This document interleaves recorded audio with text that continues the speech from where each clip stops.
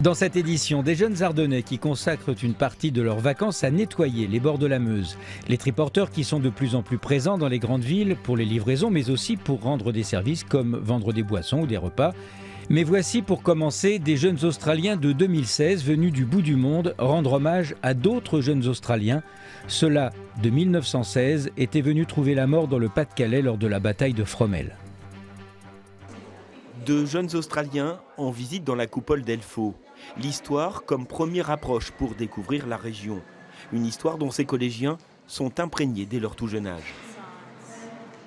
C'est important de l'histoire d'Australie et les autres pays parce que s'il n'y a pas de guerre, je pense qu'aujourd'hui on va à plus de guerre. Le groupe n'est en France que depuis hier. 9 élèves et leurs accompagnants venus d'une école de Melbourne, jumelée avec l'école de Fromelles. Ils sont hébergés dans des familles du village, souvent surprises par la force du souvenir chez les Australiens. C'est vrai que la première fois où on a rencontré des Australiens, ils étaient vraiment imprégnés et il y avait une grande histoire et encore du chagrin vis-à-vis de tout ça, quoi. Même pour les plus jeunes, la journée de mardi sera forte en émotions. Ces enfants australiens assisteront aux cérémonies du centenaire de la bataille de Fromelles, où plus de 5500 de leurs compatriotes sont morts en 24 heures. C'est important pour nous, car on doit se souvenir des soldats australiens qui sont morts en se battant pour notre liberté et pour la vie agréable que nous avons aujourd'hui. Ça va être un moment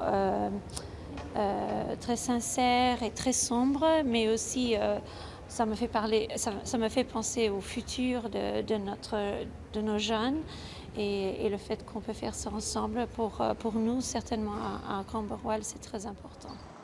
Après la froideur de la guerre, le soleil et la convivialité dans le marais audomarois. Les Australiens découvrent alors la beauté des paysages du Nord. Faire ce genre d'activité et découvrir ce magnifique marais et sa campagne, c'est fantastique pour les enfants. Un moment de détente avant un premier hommage australien demain à Fleur Bay, meurtri aussi par la bataille de Fromelles. C'est une tendance qui gagne toutes les grandes villes. Des triporteurs circulent dans les rues et souvent sur les voies piétonnes, pour les livraisons rapides souvent, mais ils sont aussi des bars ambulants proposant jus de fruits et nourriture sur le pouce. Le matin, on le voit s'installer dans les rues de Toulouse. Bon café. On a aussi du bon thé, madame. Avec son triporteur, Florian tient un coffee shop ambulant. On fait des lattés, des macchiatos, cappuccino, flat white, tous les cafés qu'on peut imaginer. Cet ancien cuisinier s'est lancé dans l'aventure il y a 2 ans. Coût de l'investissement, 20 000 €. Florian sert une centaine de cafés par jour à des clients séduits par le concept. C'est facile, c'est agréable aussi quand les beaux jours arrivent de pouvoir prendre son café sans devoir attendre en terrasse ou quoi. Tout le monde a besoin d'un café à n'importe quelle heure de la journée. C'est une excellente idée. Certains cafés s'inquiètent de la présence de ces triporteurs. Florian se défend de toute concurrence déloyale. On se met en général à plus de 50 mètres d'un café. Et puis le type de clientèle qui vient chercher un café chez moi le prend en portée pour aller au travail ou s'asseoir dans un jardin. La mairie a conscience du problème et a imposé des règles très strictes aux triporteurs. Ils ne peuvent pas stationner, ils doivent déambuler, s'arrêter bien sûr pour la vente, mais ensuite reprendre leur chemin. Ils ne peuvent pas stationner à un endroit fixe pendant un temps donné. Bonjour.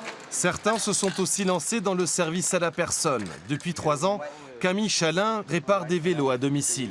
Là, j'ai un peu tous les outils qui peuvent parer vraiment au premier secours et plein de petites pièces aussi pour pouvoir dépanner, quoi. Le prix de la réparation est le même qu'en atelier, mais le déplacement est facturé 5 €.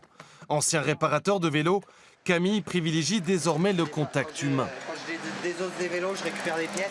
J'avais d'abord très envie de rencontrer un peu plus les gens, de savoir pourquoi ils utilisaient leur vélo, comment et tout ça. Aussi, mais de les rencontrer aussi tout simplement, quoi. Et ça marche. Camille effectue plus de 600 dépannages par an à Toulouse, mais aussi dans son agglomération. Les vacances, ça n'est pas forcément un moment d'égoïsme épicurien. La preuve nous en est donnée par un groupe de jeunes dans les Ardennes. Ils ont décidé de consacrer un peu de leur temps à l'environnement et ont donc ramassé les détritus qui défiguraient les berges de la Meuse, et il y avait du boulot. Planète, plastique, voilà. Là encore du papier. Une poignée de bénévoles face à une montagne d'incivilité. Depuis 8 heures ce matin, le petit groupe se penche et ramasse. Le pire, ce sont les canettes en métal, il y en a partout. Alors Kylian et ses acolytes se retroussent les manches pour que la ville soit plus agréable, surtout pour les visiteurs. Les berges, surtout au niveau de l'aire de camping-car, pour les touristes qui viennent, c'est quand même plus chaleureux d'avoir de l'air propre, sans déchets, sans rien. Le record à battre pour les bénévoles, 800 kilos de déchets ramassés par les pêcheurs en avril dernier. Mais si la beauté de la ville est bien en jeu, la beauté du geste compte aussi. Il y avait un article qui s'est ordonné hier, donc j'ai dit à mon petit-fils, on va aller voir, comme ça tu apprendras à faire le tri pour l'environnement, ramasser tous les déchets. Du côté des touristes qui profitent du bord de Meuse, on applaudit l'initiative. Je trouve ça superbe parce que moi, je ne jette jamais de papier, je mets tout dans la poubelle.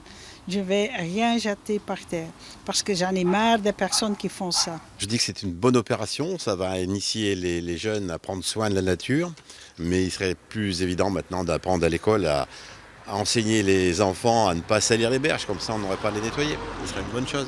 Ce nettoyage fait partie de l'opération Revin Ville Propre, pour laquelle la commune a d'ailleurs engagé 2 volontaires du service civique, histoire de poursuivre les efforts de cette poignée de bénévoles engagés.